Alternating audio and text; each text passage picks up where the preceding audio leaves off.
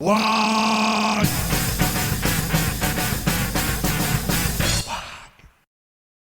Salut les boys, on va faire une dernière vidéo sur les chapitres.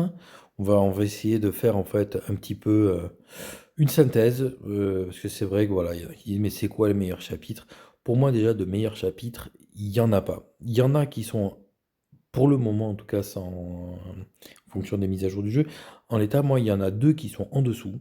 Moi c'est vrai que le chapitre Space Wolf, ou du moins, c'est peut-être lié à ma connaissance, à ma maîtrise du jeu sur les ralliements, mais pour l'instant, voilà, le chapitre Space Wolf et le chapitre Imperial Fist sont en dessous. Je trouve leurs apports sont pas significatifs. Ensuite, sur les chapitres génériques, c'est-à-dire qui n'ont pas de héros spécifiques, je trouve que voilà, les trois se défendent bien. Ravengard, White Scare et Ultramarines. Je trouve les trois sont costauds. Voilà. Ultramarines, surtout si on peut se monter voilà, des héros un peu rares, voilà, d'avoir une grosse taille d'armée, si on a les bons héros derrière, je trouve que voilà, peut vraiment casser des bouches. Euh, Après, voilà, Ravengard, donc cette capacité de faire des attaques furtives, c'est assez mortel, et ces trois attributs qui sont géniaux, ça castagne.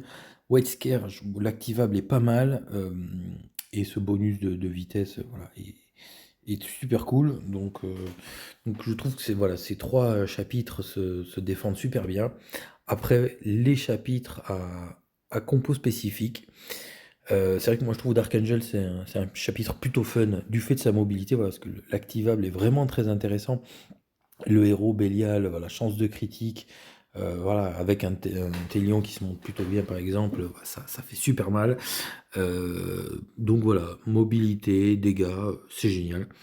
Blood Angel, donc c'est peut-être plus, voilà, c'est différent, parce que l'activable, voilà, j'en ai parlé, bon, je comprends pas très bien cet activable pour être honnête.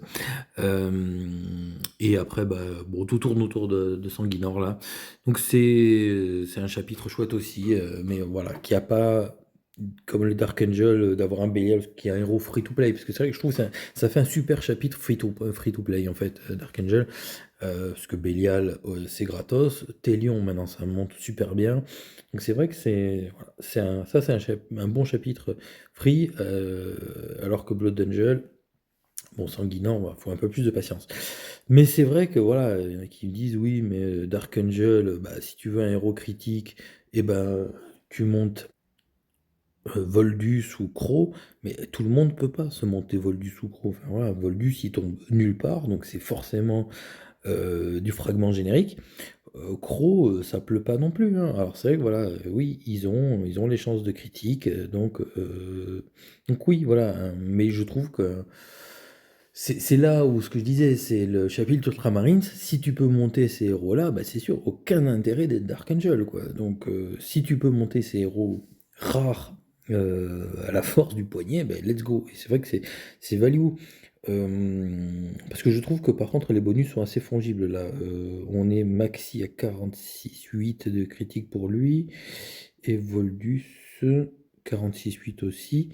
Il va y voir le Bélial plein pot, combien il est, parce que je crois que c'est le bonus là par contre est comparable. Ouais, non, il y a quand même 10% d'écart. Euh, donc bon, voilà, on en revient à la question que j'avais posée pour les Blood Angel. Est-ce que 10% ça justifie le choix d'un chapitre? Bon, il faut voir. Voilà, Blood Angel, bon, il y a Méphiston, il y a Samael. Bon, c'est vrai, le petit frère de Sanguinor, c'est quand même Méphiston. Donc voilà, lui maximum, chance de combo 31. Parce qu'après, voilà, toute attaque, toute def, escouade primaris, aussi la vitesse d'attaque, on est vraiment sur un héros très proche. Donc c'est vrai que les héros spécifiques, enfin les chapitres avec un héros spécifique, pour moi c'est pour foutre une coloration au jeu, quoi. C'est vrai que j'aime bien cette idée d'avoir un chapitre qui a son petit héros. Euh, mais ouais, c'est vrai que si tu peux monter comme un cochonou ces héros un petit peu rares, un chapitre comme les Ultras ou les White Scare, ou les trois, enfin voilà, ou les Ravengard, c'est value de pouvoir envoyer des attaques avec des super-héros en furtif, ça picote, enfin voilà, donc c'est vrai que les chapitres spécifiques, c'est pousser un poil plus l'optimisation, oui, mais c'est faire un choix, voilà. C'est peut-être un peu restrictif, mais moi j'assume. Voilà, c'est vrai que j'aime bien avoir cette compo, fer de lance, c'est vrai que je sais à quoi je sers, on va dire. J'ai une compo que j'affûte autant que je peux. Je me disperse pas trop sur 50 trucs. Voilà. Donc, y a-t-il un meilleur chapitre? Moi, je suis pas convaincu. C'est vrai que je trouve les Ultramarines peut-être plus tout-terrain, mais avec pas forcément une capacité qui se démarque. Mais c'est peut-être un chapitre, voilà, un peu fiable, avec un activable qui est très fort et qui peut servir à de nombreuses reprises. Donc c'est vrai que c'est à de nombreuses occasions. Donc c'est vrai que c'est un chapitre qui est plutôt cool, mais voilà, c'est vrai qu'il faut choisir un chapitre qui vous ressemble, les gars. Et puis bon, sachez que c'est pas non plus irréversible, hein. Vous pouvez tester un chapitre. Il y a des items pour changer de chapitre. Et puis bon, après, sinon, bon, bah, c'est 10 000 cristaux. Avec les Nécrons, ça se fait plutôt bien. Donc c'est vrai que oser explorer les chapitres, le jeu, c'est cool. Voilà. Eh bien, on clôture cette série sur les chapitres. Et je vous dis à la prochaine, les boys. Ciao. Wag.